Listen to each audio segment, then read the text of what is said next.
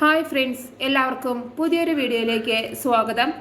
പ്രതാപൻ ഗാർഗിയോട് ചോദിക്കും, ആരോടും ആലോചിക്കാതെ പെട്ടെന്ന് എന്തിനാണ് ഒരു ഐശ്വര്യപൂജ നടത്തുന്നത്? എന്താ നിങ്ങളുടെ ഉദ്ദേശം?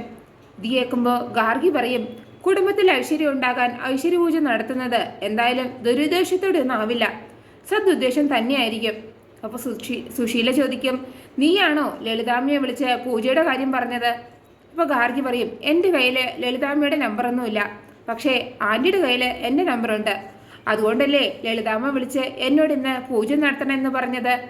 അതും പാർവതി തന്നെ പൂജ ചെയ്യണമെന്ന് പ്രത്യേകം പറഞ്ഞു. ഏത് സമയം വേണമെങ്കിലും ലളിതാമ്മ ഇവിടെ എത്തും എന്ന് ഞങ്ങൾക്ക് നേരത്തെ അറിയാമായിരുന്നു.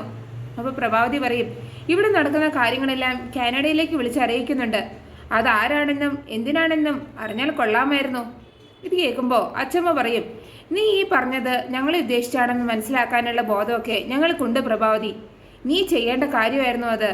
നീ ചെയ്യാത്തത് കൊണ്ടാണ് ഞങ്ങൾക്ക് എല്ലാ കാര്യങ്ങളും ലളിതയെ വിളിച്ച് അറിയിക്കേണ്ടി വന്നത്. അപ്പോഴേക്ക് അവിടേക്ക് ഒരു പെൺകുട്ടി കയറി വരികയാണ് കേട്ടോ. അത് കാണുമ്പോൾ പ്രതാപൻ ചോദിക്കും, ആരാണ് നീ? മനസ്സിലായില്ലല്ലോ. എന്തെങ്കിലും ജോലിക്ക് വേണ്ടിയാണെങ്കിലേ ഓഫീസിൽ പോയാൽ മതി. ഇവിടെ ഇപ്പോൾ ഒരു പൂജ നടക്കാൻ പോവുകയാണ്. അപ്പോൾ ആ പെൺകുട്ടി ചോദിക്കും, യു അറിയൂ, ഒരു പരിചയമില്ലാത്തൊരു പെൺകുട്ടിയോട് സംസാരിക്കുമ്പോഴേ അല്പം മര്യാദയ്ക്ക് ആവാം മിസ്റ്റർ പ്രതാപൻ. അപ്പോൾ പ്രഭാതി പറയും, ഒരു വീട്ടിലേക്ക് വന്നിട്ട് വാചക കസർത്ത് നടത്താതെ ആരാണ് എന്താണ് എന്നൊക്കെ പറഞ്ഞിട്ട് വേഗം പോകാൻ നോക്ക്.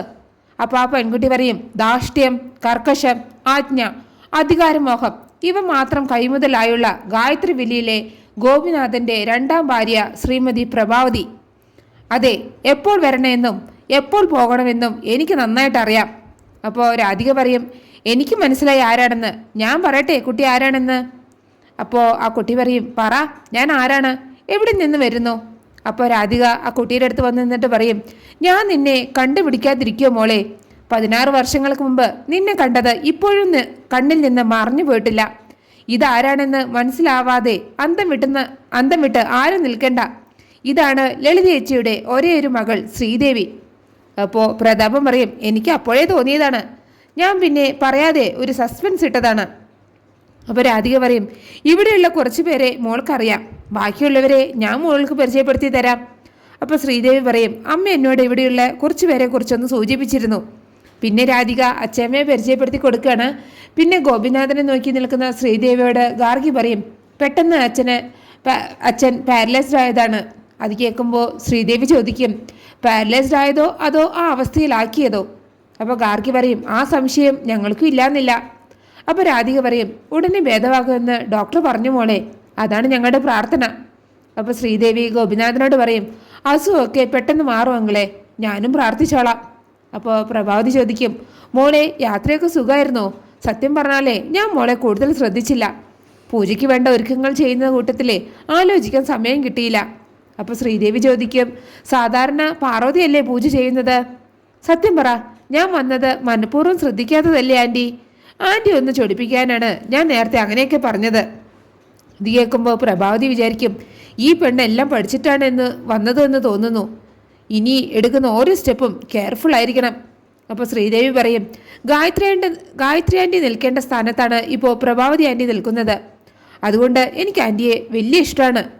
പ്രതാപൻ അങ്കിളിനെ കുറിച്ച് ഞാൻ കുറേ കേട്ടിട്ടുണ്ട്. സത്യം പറഞ്ഞാൽ കാനഡയിൽ പോലും അങ്കിള് ഫേമസ് ആണ്.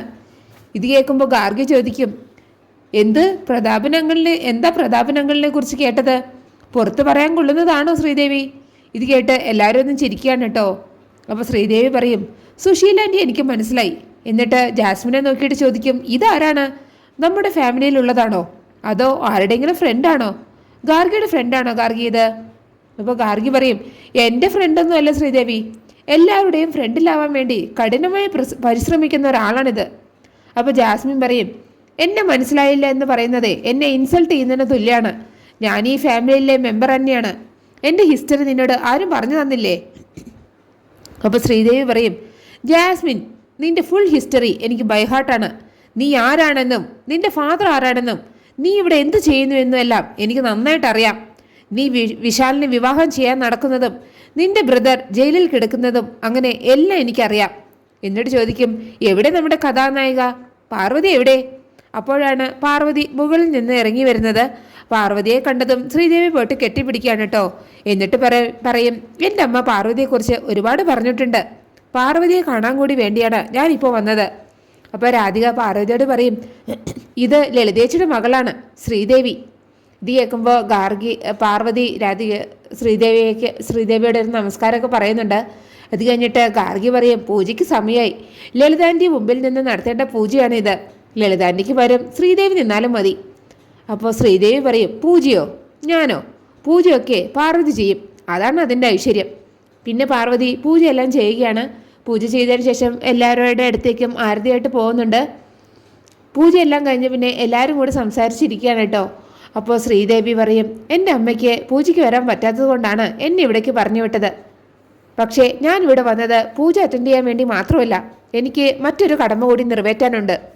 ഇത് കേൾക്കുമ്പോൾ പ്രതാപം വിചാരിക്കും എന്തായിരിക്കും ആവോ ആ കടമ, അതറിഞ്ഞിട്ട് വേണം ഞങ്ങൾക്ക് അടുത്ത പദ്ധതി ആസൂത്രണം ചെയ്യാൻ. അപ്പോൾ ശ്രീദേവി അച്ഛമ്മയോട് ചോദിക്കും എൻ്റെ അമ്മയും ഗായത്രി ആൻറ്റിയും കൂടെ മുത്തശ്ശിയുടെ കയ്യിൽ ഒരു ഫയൽ ഫോൾഡർ ഭദ്രമായിട്ട് സൂക്ഷിക്കാൻ തന്നില്ലായിരുന്നോ ഒരു 16 വർഷം മുമ്പ്? ആ കവർ ഒന്ന് എടുത്തു തരുമോ മുത്തശ്ശി? അപ്പോൾ അച്ഛമ്മ എടുത്തു തരാമല്ലോ മോളെ എന്ന് പറഞ്ഞിട്ട് അത് എടുക്കാൻ അകത്തേക്ക് പോവുകയാണ്. അപ്പോൾ പ്രതാപൻ പ്രഭാവതിയോട് സ്വകാര്യത്തിൽ ചോദിക്കും എന്തായിരിക്കും ചേച്ചി അതിലെ? നമ്മുടെ ചീട്ട് കീറാനുള്ള എന്തെങ്കിലും ആയിരിക്കുമോ? എനിക്ക് പേടിയാവുന്നു. അപ്പോൾ പ്രഭാവതി പറയും നീ ഒന്നും മിണ്ടാതിരിക്കേ, എന്താണെന്ന് നമുക്ക് നോക്കാം. അപ്പോൾ ശ്രീദേവി പറയും എൻ്റെ അമ്മയും ഗായത്രി ആൻറ്റിയും ചേർന്ന് തയ്യാറാക്കിയ ഡോക്യുമെൻറ്റ്സ് ആണ് ആ ഫയലിലുള്ളത്. അത് പ്രഭാവതി ആൻറ്റിക്ക് അറിയില്ലേ? അപ്പോൾ പ്രഭാവതി ചോദിക്കും അത് 16 വർഷമായിട്ട് ഈ വീട്ടിൽ തന്നെ ഇരിക്കുന്നുണ്ടായിരുന്നു, എനിക്കത് വിശ്വസിക്കാൻ പറ്റുന്നില്ല. അപ്പോഴേക്കും മുത്തശ്ശി ഒരു താക്കോൽ കൂട്ടവും ഫയലും എടുത്ത് ശ്രീദേവിക്ക് കൊണ്ടുവന്ന് കൊടുക്കുകയാണ്. അപ്പോൾ ശ്രീദേവി പറയും ഇത്ര കാലം ഇതൊരു നിധി പോലെ സൂക്ഷിച്ചതിന് ഒരു ബിഗ് താങ്ക്സ് അച്ഛമ്മേ. എന്നിട്ട് ശ്രീദേവി ആ ഫയൽ എടുത്തിട്ട് പറയും ഇത് ഗായത്രി ആൻറ്റിയുടെ ഇഷ്ടദാനമാണ്. ഇതിൻ്റെ വാല്യൂ എത്രയാണെന്ന് അറിയോ നിങ്ങൾക്ക്? 500 കോടി. ഇത് കേട്ടതും എല്ലാവരും ഒന്ന് ഞെട്ടുകയാണ് കേട്ടോ. എന്നിട്ട് ശ്രീദേവി പറയും ഈ 500 കോടി സ്വത്ത് ഗായത്രി ആൻറ്റി 16 വർഷം മുമ്പ് ആരുടെ പേരിലാണ് വിൽപത്രം എഴുതി വെച്ചിരിക്കുന്നതെന്ന് നോക്കിയാലോ? അപ്പോൾ പ്രഭാവതി പറയും അത് മുമ്പ് തന്നെ ഡിക്ലെയർ ചെയ്തതല്ലേ മോളെ, വിശാലിൻ്റെ വൈഫിനാണ് സ്വത്ത് വകകൾ അനുഭവിക്കാനുള്ള യോഗം എന്ന്, പിന്നെ അതിലിപ്പോൾ എന്താ ഒരു പുതിമ? അപ്പോൾ ശ്രീദേവി പറയും പ്രഭാവതി ആൻറ്റി ഇപ്പോൾ പറഞ്ഞതേ കുടുംബ സ്വത്തിൻ്റെ കാര്യമാണ്. ഇത് ഗായത്രി ആൻറ്റിയുടെ മാത്രം അധ്വാനത്തിലൂടെ ഉണ്ടാക്കിയ സ്വത്തിൻ്റെ കാര്യമാണ്. പിന്നെ ഗായത്രി ആൻറ്റിയുടെ പരമ്പര സ്വത്ത് ഇതിൽ ഉൾപ്പെടും. ഇപ്പോൾ ആ സ്വത്തെല്ലാം കൂടെ ആൻറ്റി ആരുടെ പേരിലാണ് ഇഷ്ടദാനം എഴുതി വെച്ചിരിക്കുന്നതെന്ന് നോക്കാം, അതാണ് ഞാൻ പറഞ്ഞത്. അപ്പോൾ സുശീല പറയും ആരുടെ പേരിലാണ് മോളെ എഴുതി വെച്ചിരിക്കുന്നത്? ഇന്നൊന്ന് വേഗം നോക്കിയിട്ട് പറ, ടെൻഷൻ താങ്ങാൻ കഴിയുന്നില്ല, അതുകൊണ്ട് പറഞ്ഞതാണ്. അപ്പോൾ ശ്രീദേവി പറയും ഞാൻ പറയാം. ശ്രീദേവി പറയാൻ പോകുന്നത് കേൾക്കാൻ കാത്തിരിക്കുന്ന എല്ലാവരെയും കാണിച്ചിട്ടാണ് ആ എപ്പിസോഡ് അവസാനിക്കുന്നത്. നിങ്ങൾക്ക് എൻ്റെ റിവ്യൂ ഇഷ്ടമായാലും മറക്കാതെ എല്ലാവരും ലൈക്കും സബ്സ്ക്രൈബും തന്ന് എന്നെ ഒന്ന് സപ്പോർട്ട് ചെയ്യണേ പ്ലീസ്.